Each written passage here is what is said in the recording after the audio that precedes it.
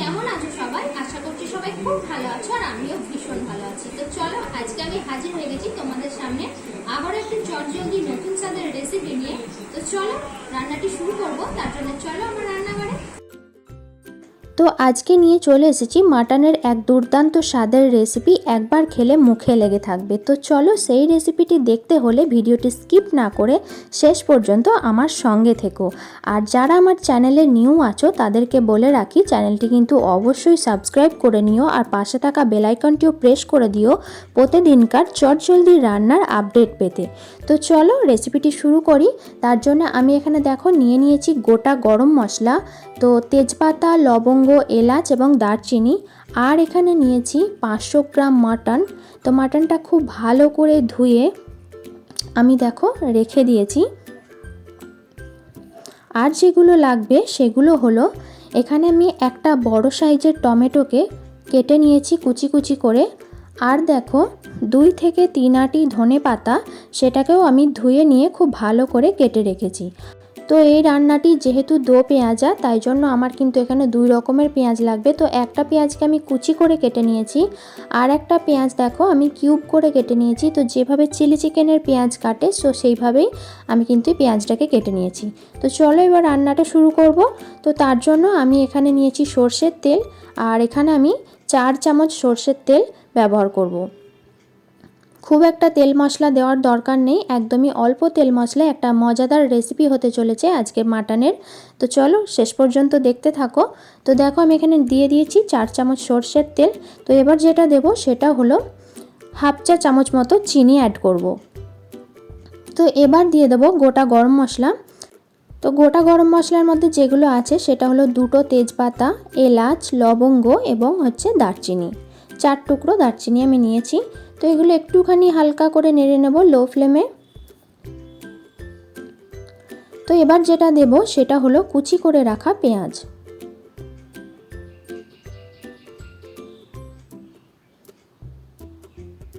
তো পেঁয়াজটা একটুখানি নাড়াচাড়া করে নেব।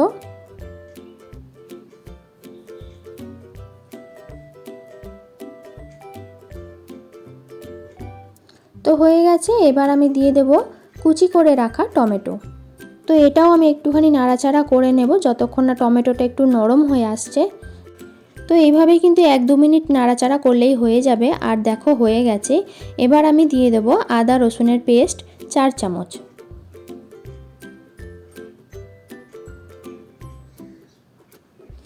দিয়ে দেব হলুদের গুঁড়ো 1 চা চামচ, জিরের গুঁড়ো 2 চা চামচ, আর যেটা দেব সেটা হলো লঙ্কার গুঁড়ো, মানে লাল লঙ্কার গুঁড়ো দেব 2 চামচ। তো মশলাগুলো খুব ভালো করে এবার নাড়াচাড়া করে নেব। যতক্ষণ না মশলা থেকে একটু তেল ছেড়ে আসছে ততক্ষণ মশলাটা খুব ভালো করে কষিয়ে নিতে হবে। তো এবার আমি দিয়ে দিলাম স্বাদ মতো লবণ আর সামান্য পরিমাণ চিনি।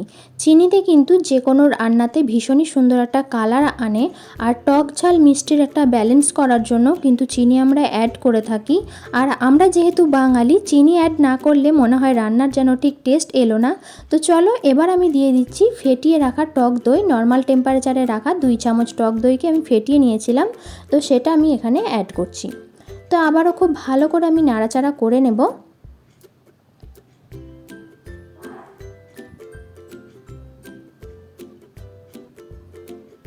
তো এটা কিন্তু লো ফ্লেমে করবে, না হলে মশলাটা ধরে যেতে পারে। তো দেখো হয়ে গেছে, এবার আমি দিয়ে দিচ্ছি মাটন।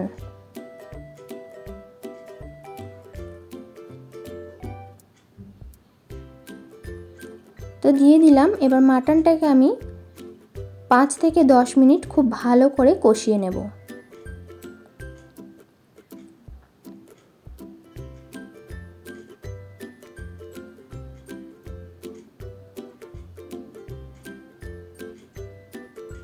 তো কষানোর কাজটা কিন্তু মিডিয়াম টু লো ফ্লেমে করতে হবে। তো দেখো কষানো কিন্তু আমার হয়ে গেছে প্রায়। এবার আমি দিয়ে দিচ্ছি কুচি করে রাখা ধনে পাতা। এবার দিয়ে দেব আমি কিউব করে রাখা পেঁয়াজ। তো দেখো কালারটা কিন্তু ভীষণই সুন্দর এসেছে, দেখেই যেন খেতে ইচ্ছা হচ্ছে। তো শেষ পর্যন্ত দেখতে থাকো।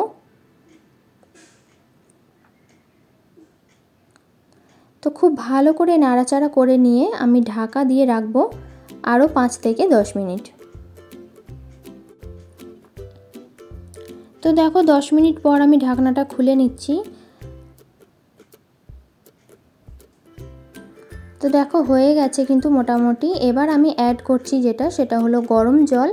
তো গরম জলটা অবশ্যই কিন্তু তোমাদের পরিমাণ মতো দেবে, গ্রেভি যেরকম রাখতে চাও সেই অনুযায়ী কিন্তু জলটা অ্যাড করবে। তো আমি খুব একটা গ্রেভি রাখবো না, তার জন্য আমি অল্প পরিমাণ জল দিয়ে আবারও আমি ঢাকা দিয়ে রাখবো 15 থেকে 20 মিনিট। তো দেখো 20 মিনিট পর আমার মাটন কিন্তু একদম রেডি হয়ে গেছে। মাটন দো পেঁয়াজা দেখতে যতটা সুন্দর হয়েছে, খেতেও কিন্তু অসাধারণ। তোমাদের ভিডিওটি কেমন লেগেছে অবশ্যই কিন্তু কমেন্টে জানাতে ভুলো না। আর গরম ভাতের সঙ্গে এইভাবে সার্ভ করো মাটন দো পেঁয়াজা। তো গ্যারান্টি দিয়ে বলতে পারি মাটনের এই নতুন রেসিপি পরিবারের সকলের সঙ্গে একদিন শেয়ার করো, পরিবারের সকলের কিন্তু ভীষণই ভালো লাগবে। আর যদি ভালো লেগে থাকে অবশ্যই কিন্তু কমেন্টে আমাকে জানাতে ভুলো না। তো আমার চ্যানেলটি যারা নতুন ভিজিট করছো তাদের বলে রাখি, চ্যানেলটি অবশ্যই সাবস্ক্রাইব করে নিয়ে পাশে থাকা বেল আইকনটিও প্রেস করে দিও, যাতে আমার চ্যানেলের নতুন নতুন আপডেট তোমার কাছে সবার আগে পৌঁছে যায়। তো চটজলদি নতুন নতুন রেসিপির আপডেট পেতে অবশ্যই কিন্তু আমার এই চ্যানেলের সঙ্গে থেকো আর আমার পাশে থেকো।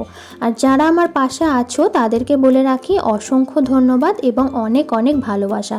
এইভাবেই আমার পাশে থেকো আর আমি যাতে তোমাদের সঙ্গে নিয়ে এগিয়ে যেতে পারি। তোমাদের কোনো পছন্দের রান্না যদি দেখতে চাও আমার এই চ্যানেলে আমার স্টাইলে, তাহলে কিন্তু অবশ্যই কমেন্টে জানাতে হবে আর এই চ্যানেলের সঙ্গে থাকতে হবে। তাহলে চলো আবারও ফিরে আসবো এরকমই চটজলদি রেসিপি নিয়ে। ভালো থেকো, সুস্থ থেকো, আজকের মতো টাটা।